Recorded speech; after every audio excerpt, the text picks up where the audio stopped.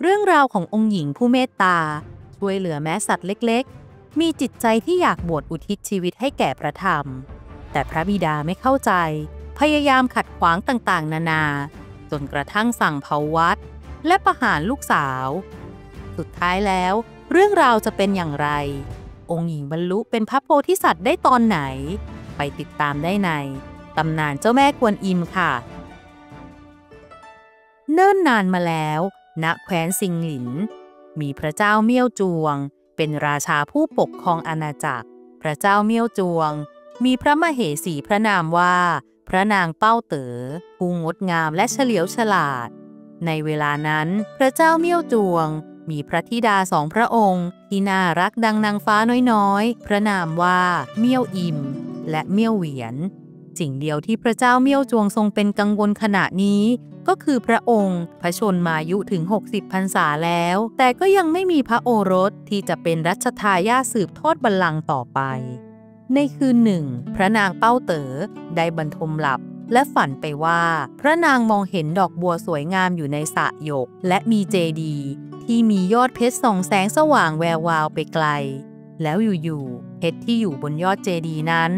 ลอยเข้ามาหาพระนางแต่พอพระนางเอื้อมมือจะคว้ากลับกลายเป็นเพชรนั้นลอยหายไป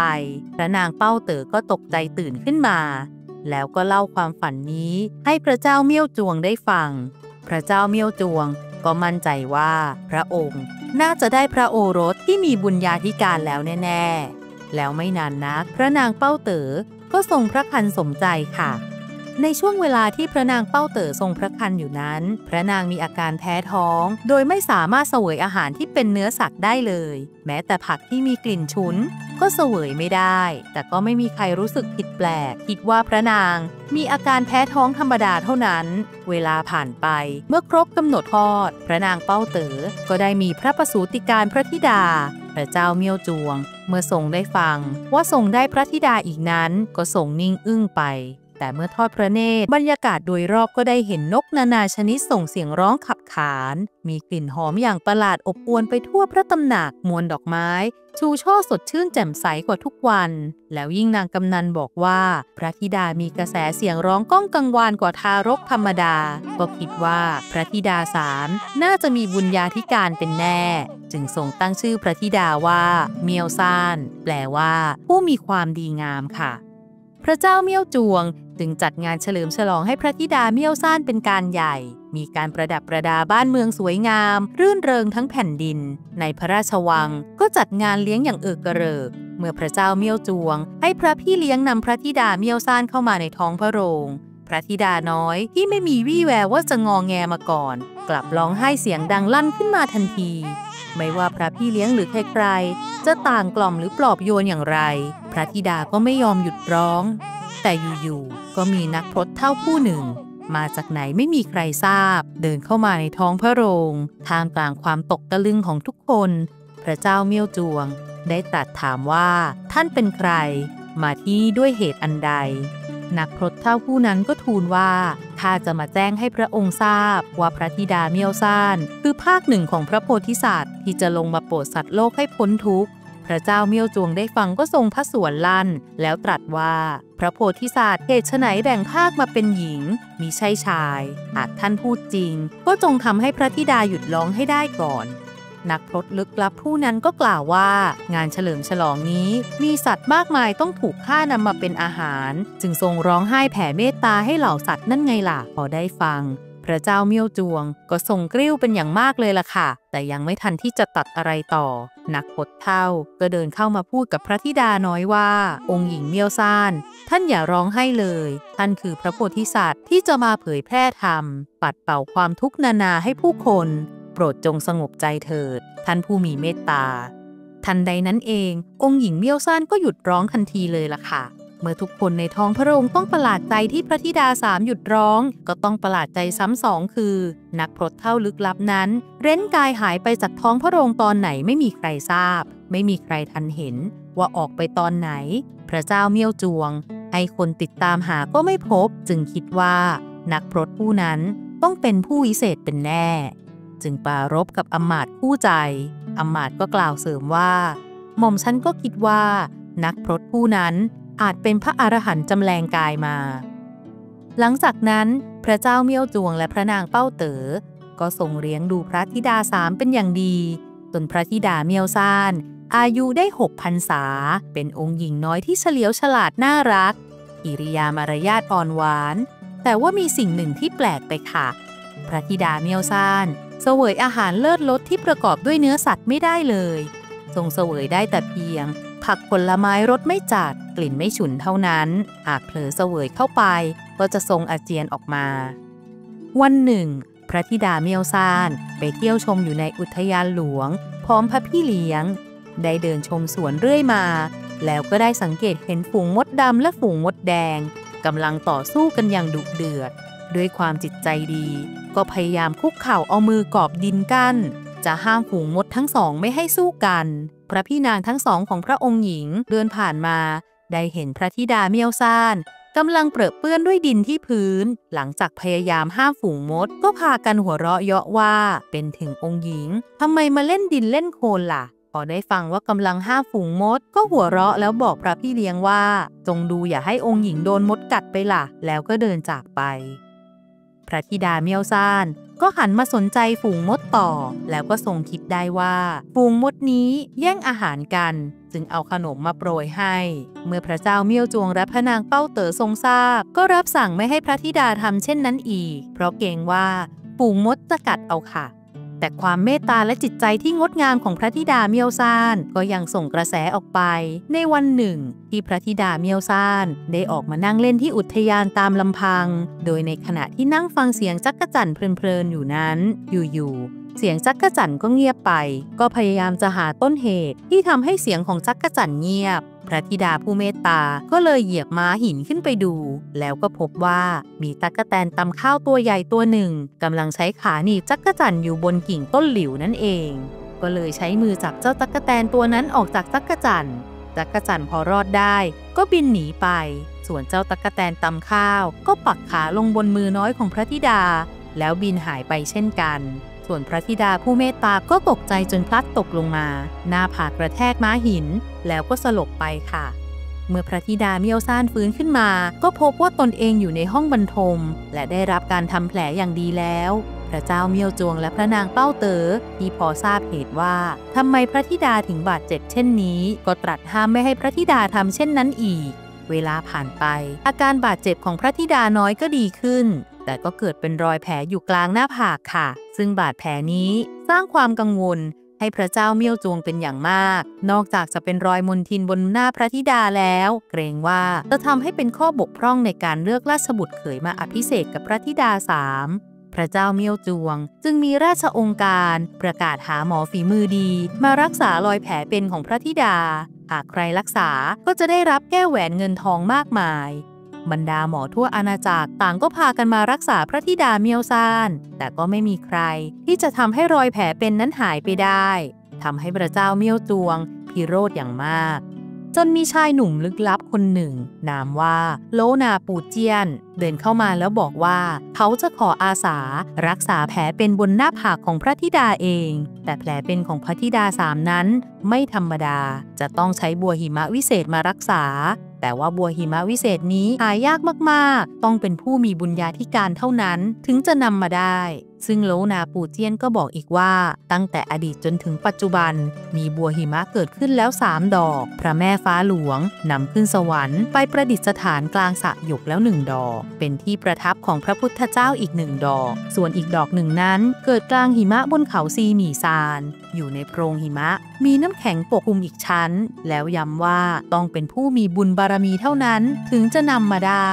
พระเจ้าเมี่ยวจวงฟังแล้วก็ไม่อยากจะเชื่อว่าจะมีบัวหิมะวิเศษนี้อยู่จริงจึงให้ขุนพลนามว่าเจียเยี่ยนำทหารออกไปตามหาตามที่โลนาปูเจียนบอกทันทีแล้วก็สั่งให้ทหารจับโลนาปูเจียนไปขังไว้ก่อนโดยพระเจ้าเมี่ยวจวงบอกกับเขาว่าถ้าบัวหิมะวิเศษมีอยู่จริงพระองค์จะยอมปล่อยเขาไป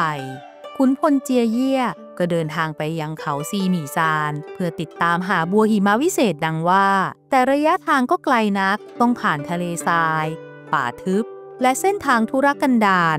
จนกระทั่งผ่านไปครึ่งเดือนจึงเดินทางไปถึงเขาซีหมี่ซานในเวลาพลบค่ำ ขุนพลเจียเยี่ยก็ดีใจ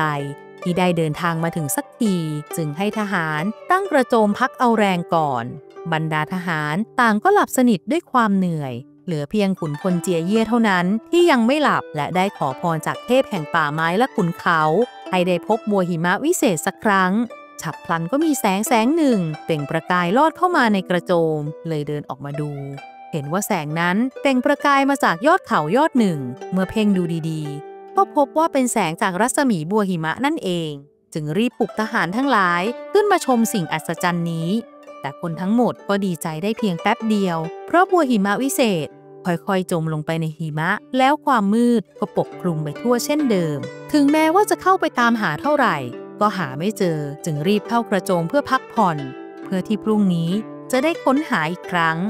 ฝ่ายขุนพลเจียเยี่ยค้นหาบัวหิมะอยู่ถึง5 วันก็คิดว่าเหล่าทหารในที่นี้ก็ได้ประจักษ์แล้วว่าบัวหิมะวิเศษนั้นมีอยู่จริงถ้าฝืนหาต่อไปอาจจะเสียเวลาเปล่า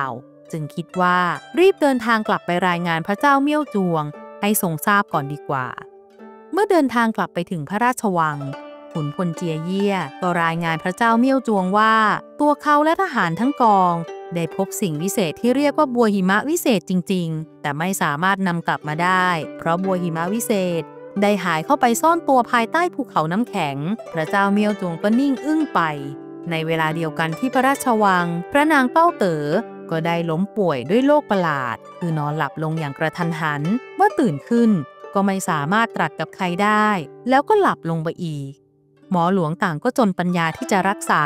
เหล่าอำมาตย์จึงทูลขอให้พระเจ้าเมี่ยวจวงปล่อยตัวโลนาปูเจี้ยนมาดูอาการพระเจ้าเมี่ยวจวงจนพระทัยก็ทรงยอมโลนาปูเจี้ยนมาดูอาการแล้วบอกว่าไม่มีวิธีรักษาแล้วเขาก็หายตัวไปอย่างลึกลับทิ้งไว้แต่กระดาษที่มีกลอนธรรมแฝงความในมีคำหน้าว่าเมี่ยวซ่านควรอิ่มแต่พระเจ้าเมี่ยวจวงก็ไม่เข้าใจคำเหล่านั้นนักนะคะหลังจากนั้นไม่กี่วันพระนางเป้าเต๋อก็สิ้นพระชนยังความโศกเศร้าให้พระสวามีพระธิดาทั้ง3และเหล่าชาวเมือง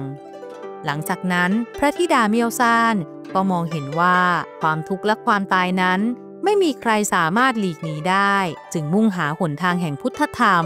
ท่องพระสูตรภาวนาอยู่เสมอพร้อมกับพระน้านางผู้เป็นน้องสาวแท้ๆของพระมเหสีเป้าเต๋อจนเวลาผ่านไปจากองค์หญิงน้อยๆกลายเป็นองค์หญิงที่งดงามในวัย16 พรรษา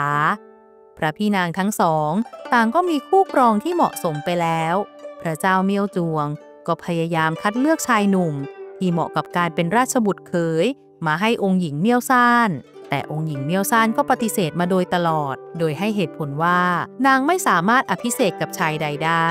เพราะนางอุทิศตนถือพรหมจรรย์เป็นพุทธสาวกของพระพุทธองค์ไว้แล้วถือโอกาสนี้ขอบวชเพื่อศึกษาพระธรรมพระเจ้าเมี่ยวจวงได้ฟังก็ทรงพิโรธเป็นอย่างยิ่งตรัสลงโทษพระธิดาทันทีโดยให้ไปเป็นทาสในพระราชวังโดยมีนางกำนันหยงเหลียนเป็นผู้ควบคุมวันทั้งวันพระธิดาเมี่ยวซ่านต้องทำงานหนักปัดกวาดเช็ดถูแล้วก็ต้องไปช่วยงานในครัวซักผ้าอาบน้ำผ่าฟืนด้วยตนเอง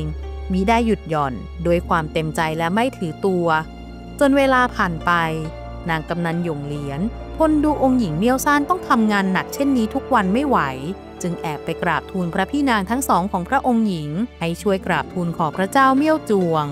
องค์หญิงทั้งสองก็อ้อนวอนพระบิดาเป็นการใหญ่ให้ยอมให้องค์หญิงเมี่ยวซ่านได้ออกบวชตามความตั้งใจพระเจ้าเมี่ยวจวงก็เลยให้องค์หญิงเมี่ยวซ่านเข้าเฝ้าองค์หญิงเมี่ยวซ่านที่ทำงานหนักมาตลอดปีก็อยู่ในสภาพร่างกายที่สู้ผอมมอมแมมพระเจ้าเมี่ยวจวงก็ยื่นคำขาดว่าจะแต่งงานหรือจะเป็นทาสต่อแต่องค์หญิงเมี่ยวซ่านก็ยืนยันว่า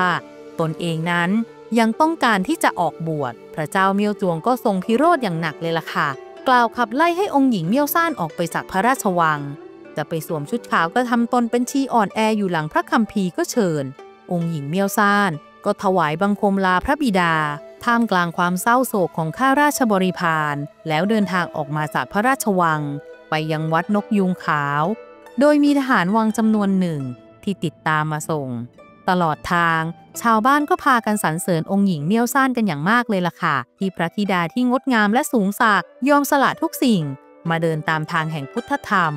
เมื่อมาถึงวัดนกยูงขาวเรียบร้อยแล้วทหารคนหนึ่งก็ได้นำสารลับที่พระเจ้าเมี่ยวจวงสั่งไว้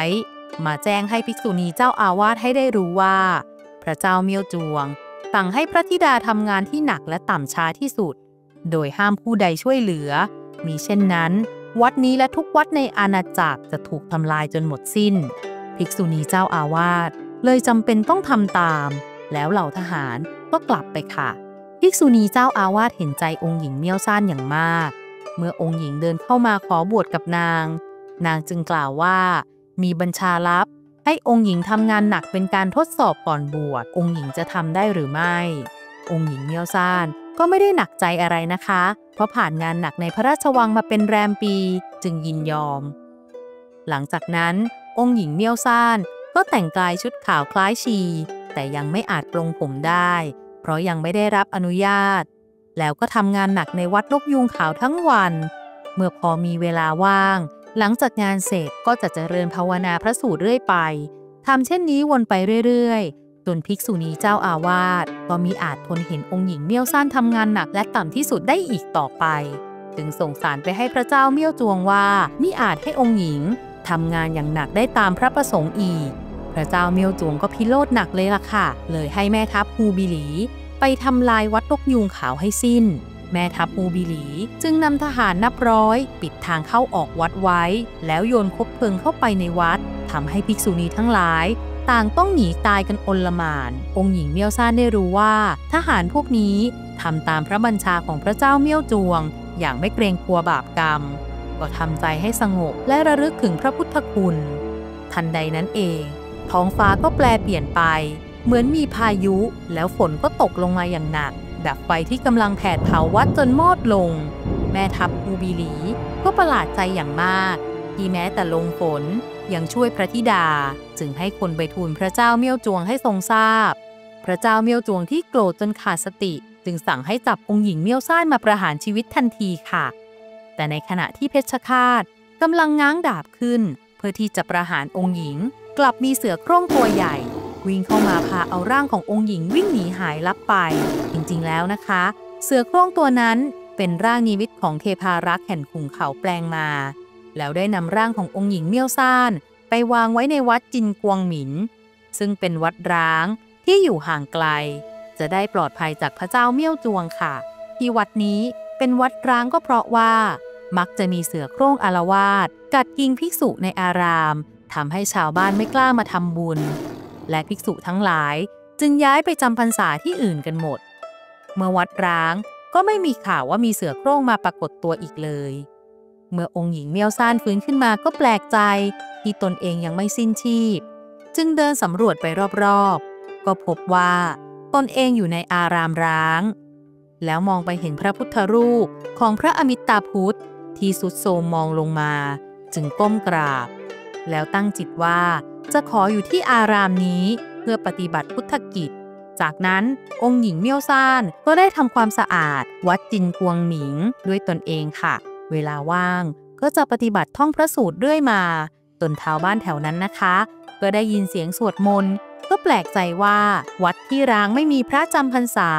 ทำไมมีเสียงสวดมนต์ได้จึงพากันมาดูก็พบองค์หญิงเมี่ยวซ่านอยู่ในวัดต่างก็เตือนให้องค์หญิงย้ายวัดไปเสียเพราะเกรงว่าอาจจะมีเสือโคร่งกลับมาทำอันตรายได้แต่ศรัทธาขององค์หญิงมีมากกว่าแล้วยังแสดงให้ชาวบ้านเห็นว่าไม่ได้กลัวอันตรายนั้นต่อมาชาวบ้านจึงมีศรัทธามาทำบุญที่วัดเช่นเดิมข่าวที่องค์หญิงเมี่ยวซ่านยังมีชีวิตอยู่แล้วปฏิบัติธรรมอยู่ที่วัดจินกวงหมินไปถึงหูของพระเจ้าเมี่ยวจวงสร้างความประหลาดพระทัยมากเพราะพระองค์เข้าใจว่าพระธิดาสามนั้นน่าจะสิ้นพระชนม์ตั้งแต่เสือคาบไปจากแดนประหารแล้วก็จนพระทัยค่ะและคิดได้ว่าพระองค์สร้างอุปสรรคต่างๆจนแม้จะสังหารพระธิดาแต่พระธิดาก็ยังคงมีพระชนชีพอยู่แล้วยังปฏิบัติธรรมต่ออย่างแน่วแน่จึงทรงคิดว่าจะยอมอนุญาตให้องค์หญิงเมี่ยวซ่านออกบวชตามความตั้งใจของนาง จึงมีพระราชโองการออกไปพร้อมรับสั่งให้คนไปบูรณะวัดจินกวงหมินให้กลับมางดงามสมบูรณ์ดังเดิมซึ่งใช้เวลาถึง10 เดือนเลยนะคะจากนั้นพระเจ้าเมี่ยวจวงก็เสด็จไปบวชให้องค์หญิงเมี่ยวซ่านด้วยตนเองที่วัดพร้อมได้แต่งตั้งให้เป็นเมี่ยวซ่านต้าซือเจ้าอาวาสวัดจินกวงหมินซึ่งในครั้งนั้นนางกำนันหยงเหลียนและพระน้านางรวมถึงนางกำนันคนอื่นๆก็ขอออกบวชไปพร้อมองค์หญิงเมี่ยวซ่านด้วยค่ะในทุกๆวันเหล่าภิกษุณีก็จะท่องมนต์สาธยายพระสูตรชาวบ้านต่างก็มาฟังธรรมด้วยความเลื่อมใสและมีการจัดเตรียมข้าวต้มและอาหารเจสำหรับผู้ที่เดินทางไกลมาฟังธรรมและสำหรับคนยากไร้ด้วยค่ะทำให้ประชาชนมากมายต่างหลั่งไหลสู่วัดจินกวงหมิน3 ปีผ่านไปในคืนหนึ่งเมียวซานต้าซือได้นั่งสมาธิบำเพ็ญธรรมอยู่ก็มีเสียงหนึ่งดังขึ้นว่าจิตอันเป็นเอกได้ผลิดอกบัวแห่งการตรัสรู้แล้วเมียวซานต้าซือก็คิดขึ้นมาได้ว่าหลายปีก่อนเคยได้พบพระพุทธเจ้าในนิมิตพระองค์ตรัสว่าหากต้องการบรรลุมรรคผลจำเป็นต้องไปตามหาบัวหิมะที่ยอดเขาซีหมี่ซานจึงคิดว่าตอนนี้ได้เวลาแสวงหาบัวหิมะวิเศษนั้นแล้ววันรุ่งขึ้นจึงแต่งตั้งให้ภิกษุณีอาวุโสรูปหนึ่งรักษาการเจ้าอาวาสแทนแล้วออกเดินทางไปยังยอดเขาซีหมี่ซานโดยมีภิกษุณีพระน้านางและภิกษุณีหยงเหลียนขอติดตามไปด้วยค่ะคณะของเมี่ยวซ่านต้าซือได้เดินทางไปทางทิศตะวันออกเป็นเวลา7 วันเส้นทางก็ลำบากทุรกันดารแล้วก็พบว่ามีภูเขาสูงลูกหนึ่งขวางอยู่ไปต่อไม่ได้จึงเลี่ยงไปใช้ทางเล็กๆแทนจนไปเจอหมู่บ้านแห่งหนึ่งที่ชาวบ้านต้อนรับขับสู้เป็นอย่างดีเมื่อสอบถามกันแล้วชาวบ้านก็บอกว่าพวกท่านได้เดินทางมาผิดทางเสียแล้วก็บอกทางที่ถูกต้องให้ก่อนจากไปชาวบ้านก็เตือนว่าเส้นทางนี้อุปสรรคต่างๆมากมายอย่างฝูงอีกาและหมาป่าแต่ทั้ง3ก็เดินทางผ่านมาจนได้จนมาถึงเขาอีกลูกหนึ่งที่ตั้งตระหง่านอยู่มีลานกว้างที่เป็นทุ่งกว้างมีทัศนียภาพงดงามซึ่งชาวบ้านได้เตือนไว้ว่าถ้าเดินทางมาพบห้ามส่งเสียงแล้วให้รีบเดินทางผ่านไปให้เร็วที่สุดแต่ด้วยความงดงามของที่แห่งนั้นเมียวซานต้าซือก็เผลอหยุดเดินมองไปรอบๆด้วยความชื่นชมแล้วอุทานออกมาว่าที่นี่สวยงามจริงๆตั้งแต่เดินทางมาที่นี่สวยที่สุดแล้วภิกษุณีหยงเหลียนได้ฟังก็ตกใจกล่าวห้ามว่าต้าซือชาวบ้านสั่งเราไว้ว่าห้ามหยุดชมและส่งเสียงดังเราควรรีบเดินทางออกจากที่นี่ให้เร็วที่สุดแต่ทว่าไม่ทันการแล้วค่ะมีกลุ่มคนประหลาดนั่นก็คือมนุษย์ขนกรูกันออกมาภิกษุณีทั้ง3มองไปก็ตกใจ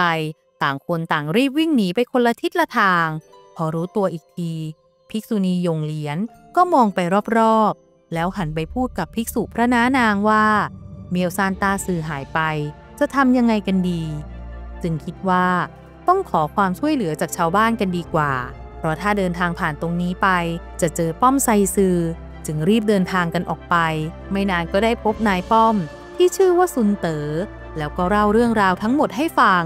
นายป้อมซุนเต๋อก็ยินดีที่จะช่วยแล้วกำลังปรึกษากับภิกษุณีทั้งสองว่าจะวางแผนไปช่วยเมี่ยวซ่านต้าซือยังไงดีก็เหลือไปเห็นภิกษุณีผู้หนึ่งกำลังขี่หลังช้างเผือกเข้ามาก็ตกใจจึงถามว่านั่นใช่เมี่ยวซ่านต้าซือที่พวกท่านกำลังตามหาหรือเปล่าทั้งหยงเหลียนและพระน้านางมองตามไปก็ดีใจเป็นอย่างมากเลยล่ะค่ะนั่นคือเมี่ยวซ่านต้าซือจริงๆทั้งหมดจึงรีบวิ่งไปรับแล้วถามไถ่เรื่องราวทั้งหมดเมี่ยวซ่านต้าซือจึงเล่าให้ฟังว่าตอนที่สะดุดล้มแล้วถูกพวกมนุษย์ขนจับไปถูกพวกมันมัดไว้ด้วยเถาวัลย์ในเวลานั้นก็คิดว่าตนเองต้องไม่รอดแล้วแน่ๆจึงได้แต่พยายามนั่งแผ่เมตตาให้พวกมนุษย์ขนตอนแรกก็ดีใจที่ได้เหยื่อมาต่างก็เต้นรำอย่างสนุกสนานก็เกิดการทะเลาะกันเรื่องจะแบ่งเนื้อมนุษย์ที่จับมาอย่างไรตีกันชุลมุนวุ่นวายเมียวซานต้าซือเห็นโอกาสจึงรีบวิ่งหนีออกมาในตอนนั้นเองที่ยืนลังเลอยู่ไม่รู้จะไปในทิศทางไหนก็มีช้างเผือกเชือกหนึ่งค่อยๆเดินมาตอนแรกคิดว่าช้างเผือกจะเข้ามาทำร้ายแต่ช้างเผือกนั้น ก็มาหยุดหมอบตรงหน้าเมียวซานต้าซือจึงรู้ว่าช้างนี้น่าจะเป็นมิตรจึงบอกให้ช่วยพาออกจากป่าช้างเผือกแสนรู้นั้นเลยให้เมียวซานต้าซือขึ้นหลังแล้วพาเดินทางมายังป้อมแห่งนี้นั่นเองนายป้อมซุนเต๋อและชาวบ้านแถวนั้นได้ฟังที่เมียวซานต้าซือเล่าก็พึมพำว่าเป็นพุทธบารมีของเมียวซานต้าซือเป็นแน่จึงจัดเลี้ยงอาหารเจและให้ที่พักแก่ภิกษุณีทั้ง3เป็นอย่างดีรุ่งขึ้นทั้ง3ภิกษุณีก็อำลานายป้อมซุนเต๋อและชาวบ้านขึ้นช้างเผือกเดินทางต่อไปทั้งหมดก็เดินทางผ่านเส้นทางมากมายทั้งแห้งแล้งป่ารกทึบและทะเลทรายจนมาถึงป่าเทียนหมาเผิงซึ่งต้องผ่านด่านเสือร้ายทั้ง4ตัวแต่เมียวซานต้าซือก็ให้ช้างเผือกรีบเดินฝ่าด่านไปได้ในที่สุดค่ะทั้งหมดพากันเดินทางวันแล้ววันเล่าผ่านหมู่บ้านชุมชนต่างๆกว่า1,000 ลี้ก็ได้รับการต้อนรับเป็นอย่างดีตลอดทางจนมาถึงตีนเขาซีหมี่ซานในขณะที่ภิกษุณีทั้ง3กำลังดีใจอยู่นั้นนะคะช้างเผือกก็เกิดหยุดเดินเอาดื้อๆไม่ยอมก้าวขาหวานล้อมอย่างไรก็ไม่ยอมเดินต่อแล้วทั้งหมดก็ได้กลิ่นซากศพโครงกระดูกลอยมาด้วยสัญชาตญาณทุกคนก็รับรู้ได้ว่าต้องมีเหตุการณ์ที่ไม่ชอบมาพากลเป็นแน่จึงลงจากหลังช้างเผือกในขณะที่กำลังมึนงงว่าจะทำยังไงกันอยู่นั่นเองก็มีงูยักษ์ตัวหนึ่งเลื้อยออกมาเมียวซานต้าซือจึงตะโกนบอกให้ทุกคนวิ่งหนีไปทั้ง3ภิกษุณีวิ่งเข้ามาหลบในถ้ำได้ทันนะคะแต่ทว่าช้างเผือกกลับถูกเจ้างูยักษ์ฉกแล้วกลืนลงไปในท้องในที่สุดค่ะเมื่อเจ้างูได้กินเหยื่อแล้วก็พอใจเลื้อยหายไปทั้ง3ภิกษุณีต่างก็เสียใจมากค่ะที่ต้องสูญเสียช้างเผือกเพื่อนผู้ร่วมเดินทางมาอย่างยาวนานจึงต่างสวดมนต์ให้เจ้าช้างเผือกเชือกนั้นไปสู่สุคติไปตลอดทางทีนี้ทั้งหมดก็ต้องเดินกันด้วยเท้าผ่านชะง่อนหินทางขรุขระต่างๆรวมถึงหิมะที่ตกลงมาอย่างหนาวเหน็บจนทั้งหมดแทบจะถอดใจจนเช้าวันหนึ่งทั้งหมดได้เดินทางผ่านลานผากว้างแห่งหนึ่งมีอากาศอบอุ่นบรรยากาศสวยงามที่แผ่นหินใหญ่สลักคำว่าชัยชนะทั้ง3ก็ยืนมองด้วยความแปลกใจใกล้ๆกันนั้นก็มีนักพจน์ลึกลับหนวดเครายาวสีขาวผู้หนึ่งกำลังนั่งบำเพ็ญเพียรอยู่ก็เดินไปหาแล้วบอกว่าพวกตนมาตามหาบัวหิมะวิเศษขอให้ท่านชี้แนะด้วยนักพรตลึกลับก็บอกว่าตอนนี้บัวหิมะวิเศษรอคอยท่านอยู่แต่ว่านี่ยังไม่ถึงเวลาขอให้ท่านกลับไปก่อนแล้วนักพรตลึกลับก็มอบแจกันหยกขาวให้เมียวซานต้าซือพร้อมบอกอีกว่าถ้าท่านบรรลุธรรมจะมีน้ำและกิ่งหลิวปรากฏขึ้นในแจกันเปล่าใบนี้เองจากนั้นทั้งคณะภิกษุณีก็เดินทางกลับไปที่วัดจินกวงหมินเมื่อถึงแล้วก็เล่าเรื่องราวทั้งหมดให้บรรดาภิกษุณีในวัดได้ฟังแล้ววางแจกันขาวไว้หน้าพระพุทธรูปองค์ใหญ่ในวัดเรื่องก็เล่าลือไปถึงพวกชาวเมืองเช่นกันหลังจากเมียวซานต้าซือได้เดินทางกลับไปที่วัดจินกวงหมินไม่นานนักก็เกิดเรื่องร้ายแรงขึ้นค่ะพระเจ้าเมียวจวงเกิดล้มป่วยลงด้วยอาการประหลาดหมอหลวงทั้งหลายพยายามรักษาเท่าไหร่ก็ไม่หายแต่ก็มีนักบวชรูปหนึ่งที่ได้มาดูพระอาการพระเจ้าเมียวจวงก็บอกว่าเหลือเพียงวิธีเดียวเท่านั้นซึ่งหมอหลวงก็ไม่กล้าใช้วิธีนี้นั่นคือต้องใช้ดวงตาและแขนจากผู้ที่เต็มใจให้ซึ่งในอาณาจักรก็ไม่มีใครที่อยากจะสละดวงตาและแขนให้พระเจ้าเมียวจวงเลยล่ะค่ะแต่เมื่อเมียวซานต้าซือทราบอาการป่วยของพระบิดาก็เดินทางมาที่พระราชวังพร้อมบอกหมอว่าเธอยินดีที่จะสละดวงตาและแขนของตนเองให้อย่างเต็มใจขอให้นำไปได้เลยเมื่อเมียวซานต้าซือสละอวัยวะของตนเองอย่างเต็มใจนั้นสิ่งอัศจรรย์ก็เกิดขึ้นดวงตาและแขนที่สละไปได้กลับคืนมาทันทีและกุศลอันแรงกล้านั้นส่งผลให้บรรลุอรหันต์อีกด้วยพระเจ้าเมียวจวงเองก็หายจากอาการป่วยด้วยโรคประหลาดเป็นปลิดทิ้งจากนั้นเมียวซานต้าซือก็กลับไปบำเพ็ญเพียรเช่นเดิมในทุกๆวันเมียวซานต้าซือก็ได้บำเพ็ญภาวนาเช่นเคยรอวันที่แจกันหยกจะมีน้ำและกิ่งหลิวออกมาเพื่อที่จะได้ละสังขารกลับไปเป็นพระโพธิสัตว์ซึ่งเรื่องนี้นะคะชาวบ้านทราบกันเป็นอย่างดีตั้งแต่เมียวซานต้าซือ นำแจกันนี้กลับมาจากภูเขาซีหมี่ซานแต่มีเด็กชายอยู่คนหนึ่งค่ะชื่อว่าเซินอิงซึ่งเขาไม่เชื่อนะคะว่าอยู่ๆจะมีน้ำและกิ่งหลิวขึ้นมาเองจากแจกันเปล่าๆได้ยังไงก็คิดสนุกขึ้นมาคืนนั้นจึงแอบเข้าไปในวิหารเอาน้ำเติมในแจกันและนำกิ่งหลิวที่เด็ดมาปักเอาไว้จากนั้นก็หลบออกจากวัดจินกวงหมินไปวันรุ่งขึ้นภิกษุณีในวัดที่ผ่านมาทำวัดปฏิบัติตามปกติได้เห็นแจกันขาวมีน้ำและกิ่งหลิวปักอยู่ก็ตกใจค่ะรีบบอกกล่าวไปทั่ววัดและข่าวนี้ก็แพร่สะพัดไปทั่วเมืองค่ะชาวบ้านต่างรีบมาที่วัดเพื่อรอชมเมี่ยวซ่านต้าซือละสังขารเซินอิงเห็นคนมากมายพากันแห่ไปที่วัดจินกวงหมินก็ตกใจแต่ก็ไม่กล้าสารภาพว่าตนเองเอาน้ำและกิ่งหลิวไปไว้ในแจกันขาวเองได้แต่แอบดูอยู่ห่างๆแต่เวลานั้นเมี่ยวซ่านต้าซือที่นั่งภาวนาต่อหน้าพระพุทธรูปก็ได้บรรลุธรรมขั้นสูงสุดเป็นพระโพธิสัตว์จริงๆแล้วค่ะดวงจิตอันสว่างสดใสก็ได้ละสังขารเดิมพุ่งออกจากร่างแล้วไปสถิตที่วิหารดอกบัวกลางดงไผ่บนเขาพูดหัวเป็นเจ้าแม่กวนอิมพระโพธิสัตว์ที่รอช่วยเหลือผู้คนที่ทนทุกข์และโปรดเหล่าสรรพสัตว์ทั้งหลายให้เดินบนเส้นทางแห่งธรรมค่ะแล้วนี่ก็เป็นตำนานหนึ่งของเจ้าแม่กวนอิมที่เทพได้นำมาเล่าให้ทุกท่านฟังกันค่ะหากมีข้อมูลใดขาดตกบกพร่องไปก็ขออภัยมาณที่นี้ด้วยนะคะ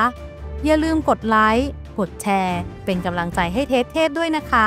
แล้วพบกันใหม่คลิปหน้าสวัสดีค่ะ